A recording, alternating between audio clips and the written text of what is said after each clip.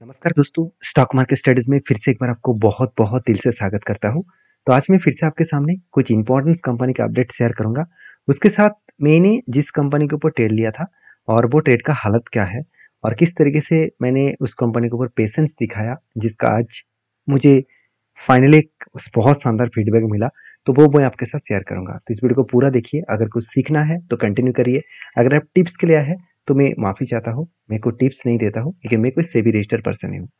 तो फर्स्ट जो कंपनी उसका नाम है पॉलीकैब इंडिया लिमिटेड। तो मैं पहले ही आपको डिस्कशन किया था कि एक स्ट्रांगली लेवल है, उस लेवल से करेक्शन होने का चांसेस है। फाइनली आप पॉलीकैब के ऊपर अगर ध्यान से देखेंगे तो लास्ट 2 डेज में कंटिन्यूअसली करेक्शन हो रहा है। तो आप कहेंगे सर यहाँ पे भी तो हुआ था। यहाँ पे एक्चुअली इलेक्शन का रिजल्ट था और इलेक्शन के रिजल्ट के दिन सिर्फ यही कंपनी नहीं, हर कोई कंपनी का हालत इस तरीके से देखने को मिला था। तो जेफरीज ने जो टारगेट रखा था 7126 के आसपास, तो फाइनली जब ब्रेकआउट हुआ इस लेवल को, वो धीरे धीरे करके इस टारगेट को अचीव किया। तो तब मैंने आपको बताया था कि इस लेवल को शायद वो ब्रेकआउट करे, ब्रेकआउट अगर कंफर्मेशन ना करे तो कंपनी के ऊपर एक फॉल दिखेगा। तो फाइनली देखिए किस तरीके से हाई वॉल्यूम के साथ यहाँ पे सेलिंग देखने को मिला। मगर एक पॉजिटिव पॉइंट्स यहाँ पे भी है, आपको सेलिंग दिख रहा है मगर मुझे बाइंग दिख रहा है। क्यों? क्योंकि आप ध्यान से इस चार्ट को देखना। इस कैंडल को अगर देखेंगे तो कैंडल कुछ इस तरीके से बना। मैं कैंडल थोड़ा सा बनाकर आपको दिखा देता हूँ। कुछ इस तरीके से बना है। मतलब क्या है, अपर साइड ज़्यादा है और डाउन साइड कम है। मतलब जो विक्स है, जो बॉडी है, इस बॉडी का अपर साइड ज़्यादा है, मतलब अप टेन ज़्यादा है, डाउन टेन कम है। इसका मतलब बायर बहुत ज़्यादा एक्टिव हुआ, आपको सेलिंग बहुत प्रेशर देखने को मिलेगा कैंडल्स में, ठीक ही है। मगर यहाँ पे से सेल अप तो नहीं है, बायर सेलर दोनों ही है। तो बायर कितना एक्टिव है वो देखना चाहिए। मतलब क्या है, जो लोग इस जगह पे टच करने के बाद ही प्रॉफिट बुकिंग स्टार्ट किया था, वो प्रॉफिट बुकिंग हो चुके हैं। अभी यहाँ से रिकवरी होने का चांसेस है। तो क्वेश्चन यहाँ पे मेरे खुद के ऊपर है, क्या मैं इस कंपनी के ऊपर ट्रेड लेने वाला हूँ? बिल्कुल नहीं। क्योंकि ट्रेड में तब तक नहीं लूंगा जब तक कोई भी पैटर्न्स ना बने। जैसे देखिए यहाँ पे एक पैटर्न्स बना था। पैटर्न्स मतलब एक आरएसआई के स्ट्रेटजीज के हिसाब से नीचे आया था, तो इस जगह पे मैंने एंट्री लिया और फाइनली कुछ इस तरीके से लेवल्स में टारगेट अचीव हुआ था। फर्स्ट टारगेट इस लेवल में मिला क्योंकि गैप का लेवल में, सेकेंड टारगेट मैंने इस जगह पे लिया था। तो ओवरऑल जो मैंने एंट्री लिया था उस एंट्री लेवल से ओवरऑल टारगेट पॉइंट तक देखूँ तो 88 डेज में 33% के आसपास गेन मिला था। तो कहने का मतलब है, अगर आपको कंपनी के ऊपर भरोसा है, अगर कंपनी सही तरीके से आपको जर्नी दिखा रहा है, तो वो आपको हमेशा अभी प्रॉफिटेबिलिटी ट्रेडिंग ट्रेड देंगे। जैसे देखिए हिस्ट्री को अगर देखेंगे तो कंपनी देखिए एक रॉकेट की तरह गया, उसके बाद होल्ड किया, करेक्शन हुआ, उसके बाद देखिए फिर से हाई लेवल को ब्रेक करके ऊपर गया। मतलब यहाँ पे दो तरीके से सीनर बन सकते हैं। कुछ टाइम यहाँ पे बिता सकते हैं, होल्ड कर सकते हैं, उसके बाद अगर ब्रेकआउट करे तो फिर से एक धमाका जर्नी होने का चांसेस है। तो मैं पॉलीकैब के ऊपर ज़्यादा कुछ नहीं कहूँगा क्योंकि पॉलीकैब इंडिया के नंबर वन जो इलेक्ट्रिक जो वायर्स है, जो केबल्स है, वो उसको मैन्युफैक्चरिंग करता है और इसको इसके आसपास कोई आपको कंपनी दिखेगा नहीं। और सारे कंपनीज को अगर एक साथ जोड़ भी दिया जाए तो भी इसका मार्केट कैप तक पहुंच नहीं पाएंगे, इतने बड़े कंपनी बन चुके हैं। तो ओवरऑल में अप्रोक्सीमेटली बता रहा हूँ क्योंकि इसका मार्केट कैप 1 लाख क्रॉस कर चुके हैं और कंपनी का वैल्यूएशन सस्ते में है और कंपनी का कर्जा भी ज़ीरो है और income, sales growth, profit growth सब कुछ आपको बेस्ट तरीके से देखने को मिलेगा। तो हर दिशा से देखा है तो company good result and good point of view से कंपनी अच्छा खासा काम भी कर रहा है। तो मुझे लगता है पॉलीकैब के हिसाब से, पॉलीकैब के बारे में बात करूँ तो इस कंपनी के ऊपर मुझे बेस्ट पॉइंट यही लगा कि कंपनी अच्छा खासा यहाँ पे ग्रोथ दिखाने वाला है। तो पॉलीकैब के ऊपर मैं एक ही बात कहूँगा कि जो लोग पॉलीकैब के ऊपर ट्रस्ट करते हैं एज ए लॉन्ग टर्म के लिए, तो वो एक शानदार कंपनी को चूज किया है मुझे लगता है। क्योंकि इस कंपनी आपको एक एवरेज लेवल का बेस्ट तरीके से रिटर्न कंटिन्यूसली दे रहा है, जो करीबन करीबन एक 5 साल में 60%, 3 साल में 50%, 1 साल में 86% के आसपास। तो एक बेस्ट तरीके से कंपनी का प्रॉफिट ग्रोथ यहाँ पे देखने को मिला। उसके साथ साथ सेल्स का ग्रोथ भी बहुत शानदार है, प्रॉफिट का ग्रोथ भी शानदार है एंड रिटर्न ऑफ इक्विटी भी बहुत शानदार है। तो शानदार तरीके से यहाँ पे कंपनी खुद की जर्नी को किया, उस जर्नी के बेसिस में कंपनी अच्छा खासा यहाँ पे ग्रोथ भी कर रहा है। अभी चलो इस कंपनी के ऊपर एज ए इन्वेस्टर के बारे में बात करूं तो प्रोमोटर से लेकर एफएसडीएस पब्लिक हर किसी के पास आपको बेस्ट तरीके से इन्वेस्टमेंट है। मतलब हर कोई व्यक्ति इस कंपनी के ऊपर ट्रस्ट करते हैं। तो ट्रस्ट किया मतलब कंपनी के ऊपर गुड पॉइंट्स है। तो चलो अभी कंपनी के ऊपर जो डेटा मैं आपके साथ शेयर करूंगा उस डेटा के बारे में बात करूं तो कंपनी के ऊपर म्यूचुअल फंड ने लास्ट कुछ फ्यू डेज में इस कंपनी के ऊपर क्या किया। तो फर्स्ट लास्ट कुछ फ्यू मंथ्स में कंटिन्यूसली फरवरी, मार्च, अप्रैल तीनों मंथ में बाइंग किया और मई मंथ में सेलिंग किया, क्योंकि ये तो होना ही था इतना बड़ा जर्नी जो हुआ है, उसके बाद कभी ना कभी तो प्रॉफिट बुकिंग होगा। तो म्यूचुअल फंड ने जो बाई करके रखे थे तो उसको सेल ऑफ किया। तो पॉइंट टू पॉइंट यहाँ पे एग्जैक्ट आपको डेटा देखने को मिला है। तो बाकी इस कंपनी के ऊपर मैं अभी फिलहाल के लिए कोई ट्रेड नहीं लिया, और इन्वेस्टमेंट पर्पज से जो है वो तो है ही, जब ट्रेड बनेगा तो मैं आपके साथ शेयर करूंगा। नेक्स्ट जो कंपनी उसका नाम है सीएट लिमिटेड। तो सीएट बेसिकली एक ऐसे कंपनी है जिसके ऊपर हर किसी को फोकस होना चाहिए, क्योंकि सीएट के ऊपर में पिछले दिनों में ही 8.5% का जर्नी हुआ, एक्चुअली उससे भी जर्नी हुआ था ज़्यादा। तो लास्ट टाइम में मार्केट क्लोजिंग होने के टाइम में थोड़ा सा करेक्शन भी हो गया।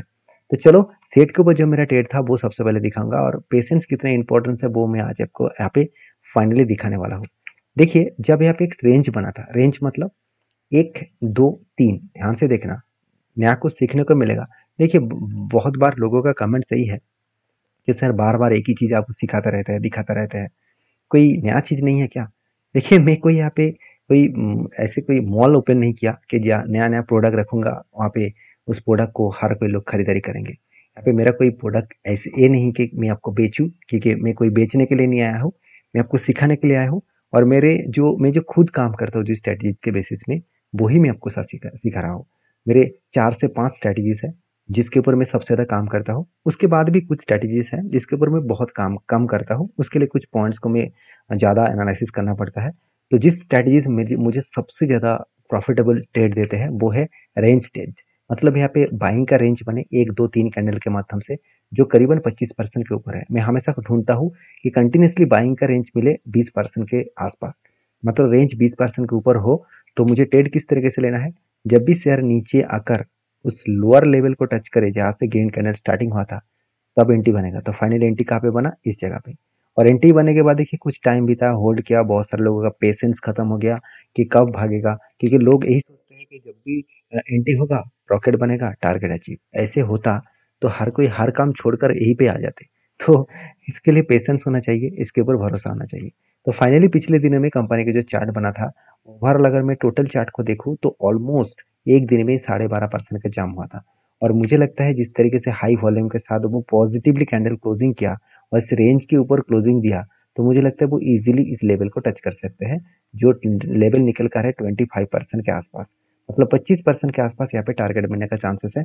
बाकी सीएट के ऊपर मेरा ट्रेड लेने का जो डिसीजन है वो कुछ कंपनी के क्वार्टरली रिजल्ट के बेसिस में है, क्योंकि कंपनी इस बार भी अच्छा खासा सेल्स किया, और उसके साथ साथ कंपनी का जो नेट प्रॉफिटेबिलिटी है वो भी इस बार एक पॉजिटिव देखने को मिला। हाँ, आप कह सकते हैं कि पिछले सालों की तुलना से थोड़ा सा कम हुआ, उसके पीछे एक रीज़न भी है, क्योंकि इस बार कंपनी के हाईएस्टली आधा इनकम नेगेटिव में गया, क्योंकि पिछले बार कंपनी का 6 करोड़ के आसपास नेगेटिव गया था, इस बार 55 करोड़ के आसपास नेगेटिव गया, और यही कारण की वजह से कंपनी के ऊपर एक झटका लगा है।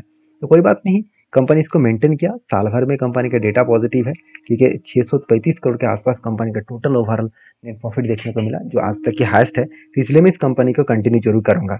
तो बाकी सीएट के ऊपर आपके क्या ओपिनियन है, जरूर मुझे कमेंट्स करके बताना। नेक्स्ट जो कंपनी है उसके बारे में चर्चा करूँ, उसका नाम है life insurance and corporation of India. तो जिसको हम लोग LIC नाम से जानते हैं। तो बेसिकली तो लाइफ इंश्योरेंस कॉर्पोरेशन के ऊपर सबसे पहले मैं टेक्निकली चार्ट पॉइंट्स आपके साथ शेयर करूंगा, क्योंकि यहाँ पे भी एक रेंज बना था, उस रेंज का क्या हाल है वो मैं आपको दिखाता हूँ। देखिए, यहाँ पे जो रेंज बना था वो कंटिन्यूसली बाइंग का एक रेंज बना 22% के आसपास। तो बेसिकली मुझे यहाँ पे 2 ट्रेड मिला। पहले एक काफी धारणा पैटर्न्स का भी ट्रेड है जो मैं अभी आपको दिखाऊंगा।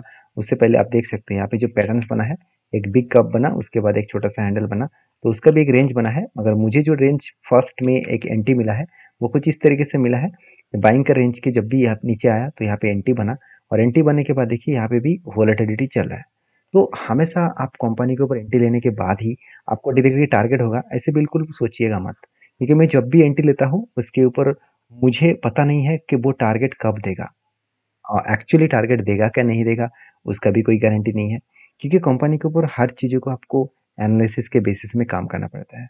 हाँ, मैं इतने दिनों से स्ट्रेटेजीज के ऊपर काम किया, बहुत कम कंपनी के ऊपर लॉसेस हुआ, ये मैं आपको बोल सकता हूँ, क्योंकि आप मेरा अगर 1 2 साल तक मेरे साथ जुड़े हुए हैं तो आपको खुद पता चल चुके हैं कि हाँ इस तरीके से स्ट्रेटेजीज में कितना दम है। कि जो लोग फर्स्ट टाइम वीडियो देख रहे हैं, शायद 1 2 वीडियो देख रहे हैं, शायद उसको विश्वास नहीं होगा, तो कोई बात नहीं। विश्वास करने के लिए तो किसी को तो कुछ टाइम तक देखना पड़ेगा, उसको सुनना पड़ेगा। तो आप मेरे साथ जुड़े रहिए, कुछ टाइम तो सीखिए, जानिए, बैक टेस्टिंग करिए स्ट्रेटजीज को, तो ही आपको पता चलेगा कि हाँ स्ट्रेटजीज में कितना दम है। ये सारे पॉइंट्स मैं आपके साथ इसीलिए शेयर करता हूँ क्योंकि आप कुछ सीख पाए, खुद सीख कर काम कर पाए, किसी के ऊपर डिपेंडेंट मत रहिए। अगर मेरे सारे चीज़ दिखाने के बाद अगर आप सीख चुके हैं तो मेरे एक वीडियो भी मत देखिए, एक भी मत वीडियो देखिए, आप आपके हिसाब से अभी काम करिए क्योंकि आप सीख चुके हैं। तो मेरा मकसद यही है कि हर कोई सीख कर काम करे, ब्लाइंडली किसी के ऊपर भरोसा करके टिप्स लेकर काम मत करे। ये मैं आज तक किसी को टिप्स नहीं दिया और दूसरी बात 1 रुपया भी आज तक किसी से चार्जेस नहीं लिया और कभी भी लूँगा भी नहीं क्योंकि मैं सारे काम इसी तरीके से करता रहूँगा। जब तक यूट्यूब रहेगा, जब तक मैं काम कर पाऊँगा, तब तक काम करूँगा। तो चलो कंपनीज़ के ऊपर सबसे इम्पोर्टेंट पॉइंट जो मैं आपको दिखाने वाला हूँ, वो है कंपनी के ऊपर जो म्यूचुअल फंड की इन्वेस्टमेंट। तो म्यूचुअल फंड ने बीच में थोड़ा-सा होल्डिंग को कम किया था, उसके बाद फिर से होल्डिंग को बढ़ा दिया। अभी इस कंपनी के ऊपर अगर देखा जाए तो एफएस के पास, टीएस के पास होल्डिंग एकदम ना के बराबर दिखेगा। उसके पीछे रीज़न तो आप जानते ही हैं। पूरा का पूरा क्वांटिटी किसके पास है? प्रोमोटर के पास। 96% प्रोमोटर के पास ही होल्डिंग है, बाकी होल्डिंग पब्लिक के पास है, अराउंड 2.5% के आसपास। तो जब इंस्टीट्यूशन माल उठा नहीं पा रहा है, उसके पीछे कुछ ना कुछ तो रीज़न होगा। वो रीज़न और कुछ नहीं है, यहाँ पे प्रोमोटर माल नहीं बेचा तो इसलिए होल्डिंग को यहाँ पे ऑब्वियसली इस तरीके से देखने को मिला है। तो अभी इस कंपनी के ऊपर आपकी क्या राय है? ज़रूर कमेंट्स करके बताना। नेक्स्ट जो कंपनी है उसका नाम है ब्रिज सिक्योरिटीज लिमिटेड। तो बेसिक 1:10 रेशियो का कंपनी का टोटल यहाँ पे स्प्लिट का यहाँ पे अनाउंसमेंट देखने को मिल चुके हैं। 1:10 रेशियो के यहाँ पे स्प्लिट का अनाउंसमेंट कंपनी के ऊपर मिला है, जो हर एक के बदले आपको 10,000 कंपनी के ऊपर आपको देखने को मिले। तो मुझे लगता है सॉरी, एक के बदले 10,000 कंपनी जल्द से जल्द देने वाले हैं। तो इसके अपडेट अभी तक आया नहीं, जब अपडेट आएगा तो मैं आपके साथ जरूर शेयर करूंगा। सॉरी, डेट आ चुके हैं। यहाँ पे देखिए 10th ऑफ जुलाई कंपनी आपको एक के बदले 10,000 देने वाला है। तो वहाँ भी जाता हूँ, मैंने डेट चेक नहीं किया, तो फाइनली बहुत दिनों से अनाउंसमेंट किया गया था, तो फाइनली डेट आ चुके हैं। जो लोग बिट स्प्लिट पाना चाहते थे इस कंपनी के ऊपर डीपली रिसर्च करें, उसके बाद काम करें। सारे वीडियो एजुकेशन पर्पस में था, मैं कोई सिविल रजिस्टर्ड पर्सन नहीं हूँ। अगर काम करना है तो खुद की रिसर्च के हिसाब से और खुद के एडवाइजर के साथ बातचीत करके ही काम करिए। मिलते नेक्स्ट वीडियो में, तब तक के लिए धन्यवाद।